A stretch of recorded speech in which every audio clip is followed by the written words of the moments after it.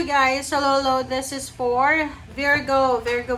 Welcome dito sa aking channel. Palarin 888 guys. Welcome Virgo. Kumusta kayo dyan? Ano bang balita? Okay, tingnan natin Virgo kung anong messages. Energy gabay para sa inyong lahat. Accusation. Akusado ka ba? Nako Virgo, mag-iingat ka. You need to be careful Virgo kasi posibleng ikaw ay magkakaroon ng kaaway or nagkaroon ka na ba ng kaaway? Kasi dito sa barahang to, you need to be careful kasi possible na maakusahan ka or ikaw yung nag-accuse sa isang tao na pwedeng humantong kayo sa una sa barangay, sa police, and then humantong na sa judge. Kailangan yun ng abogado sa bawat isa.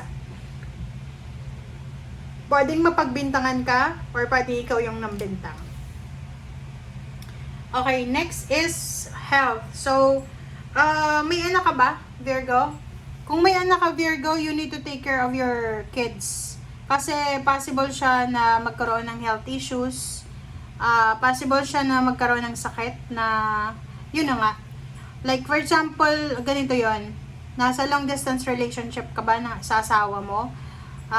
Ikaw yung nasa malayo nagtatrabaho and then pwedeng yung anak nyo ay magkasakit and then yun, iaakusahan mo yung taong nag-aalaga nito kasi wala ka naman eh. Okay, so yun. Please comment down below if you resonated. Let's verify.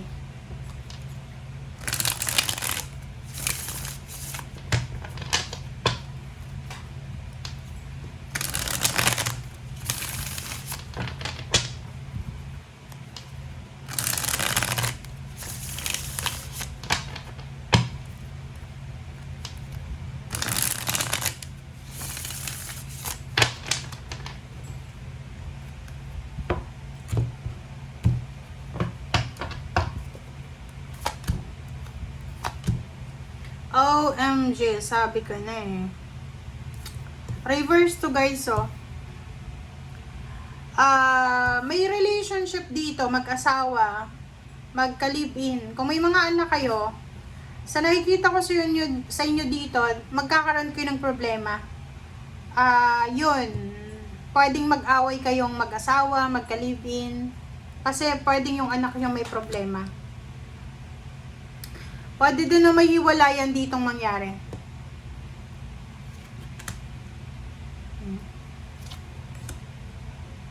So, nakikita ko rin sa inyo dito, Virgo, parang ang problema dito is, pwedeng kasal ka, and gusto mo nang makipaghiwalay. Kasi parang pakiramdam mo, naka-attach ka lang eh, naka-bandage ka lang sa taong yan.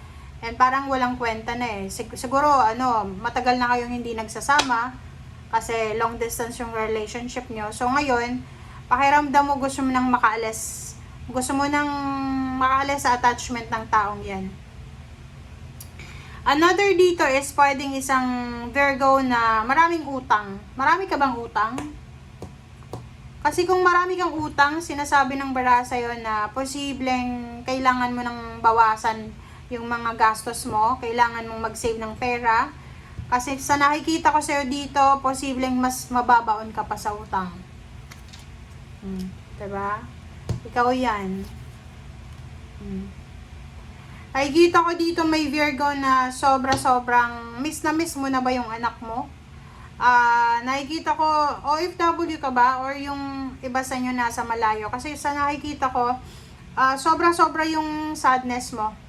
Hindi ka makatulog sa gabi because of your family. Parang feeling mo, pwedeng may sakit yung anak mo or pamilya mo na yun yung rason eh, wala kang ipon. Sabi sa'yo eh. Magician and sinasabi ng bara sa'yo dito na parang gusto mong magkaroon ng mabilis na trabaho. Huwag kang pumasok sa mga illegal kahit wala kang kahit wala kang pera. Kasi kung makikita mo sa baraha mo, may mga tao na pwedeng makatulong sa'yo. You have a family, you have someone na pwedeng makatulong sa'yo. Huwag kang mag-iisip ng mabilisang trabaho.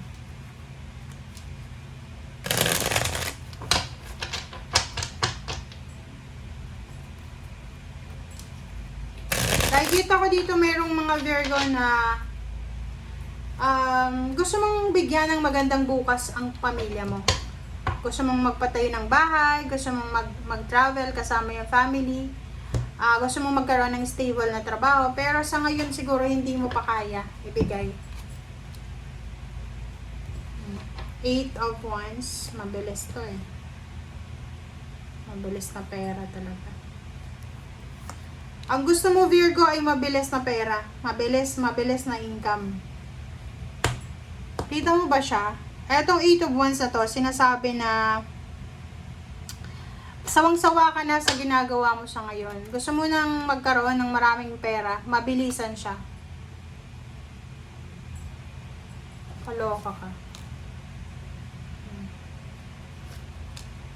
Sabi ng Barassi dito, possible yan. Possible. Posibleng-posible. You have the talent, you have the strength para makuha yan. So, ang kailangan mo lang is you need to find it kung saan. Pero dapat legal yan ha, Virgo. Kasi sabi ng Barassi dito, gusto mo na maging mayaman agad-agad. Gusto mong magkaroon ng pera. So, dito sa barahang ito, you need to be excited. Okay? You need to be excited na hanapin yung opportunity na yan, kung saan ka pwedeng yumaman. Kasi dito sa barahang ito, gusto mong maging masaya, pero hindi mo alam kung paano. Gusto mong magkaroon ng maraming pera, pero hindi mo alam kung paano. Naguguluhan ka. Oh, diba? Sa nakikita ko sa'yo dito, ang gulo ng readings mo. Hindi ko mabasa lahat ng energy. Parang, eto isang tao, eto iba din, eto iba din, 'di ba? So, eto, sa dalawa na to, kung makikita mo dito, sinasabi na, mahihirapan ka daw na maging masaya talaga, kasi may nanloloko dito. Ikaw ba yan? Or yung person mo? Ano ba yung reading mo na to? Love life talaga, 'di ba? Ikaw ba yan? Kasi sabi ng Barassi dito, kailangan may couple dito. Couple sila. Eto, lalaki, babae. Yung isa, pinipilit niyang maging kumpleto yung pamilya. Yung isa, tinatrabaho niya. Pero yung isa naman nagloloko. Yung isa, sinasaktan ng walang kaalam-alam. Kasi high priest to eh. Walang kaalam-alam. So yung kung may asawa ka, may boyfriend, girlfriend, isa sa inyong dalawa ang may iba. Okay? May, like for example, yung isang OFW, or yung, halimbawa, iniwan sa probinsya yung lalaki, kasi walang trabaho, nag-aalaga sa anak, yung babae may kinakasama, may kalibin na iba, habang nagtatrabaho sa malayong lugar. Diba? Wala talagang katahimikan yan. Walang peace of mind yan. Kasi unang-una, kung yung isa dito, sa dalawang yan, nagloloko, sinasaktan ng lihim yung isa, wala. Kasi karma yung mangyayari sa inyo. Eto naman, ibang tao to. Ang sabi naman dito, ibang tao to ha. Kung gusto mo daw na umasenso, gusto mo daw na magkaroon ng extra income, unang-una, ang gawin mo, magnegosyo ka. Aside from your, permanent job, may mga side hustle ka dapat. Online shop or whatever negosyo. Yung iba din, kailangan mag-ipon ng pera. Walang madalian. Diba? Sabi ng baraha, mag-take ka ng risk para mahanap mo kung ano talaga ang gusto mo. Okay? So, iba-iba yung readings nyo. Ito, iba din. Sa iba din dito, mayroon ditong Virgo na masyado siyang emosyonal. Nagsiself-pity siya.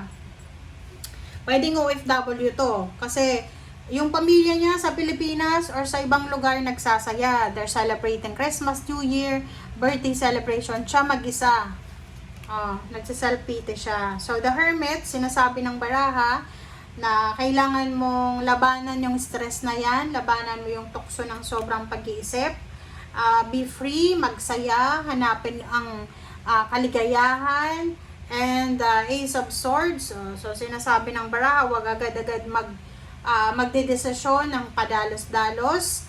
And kung nahuhumsik ka, kailangan mong isipin bakit naandyan ka ba sa bansang yan, 'di ba? Para kumita ng pera.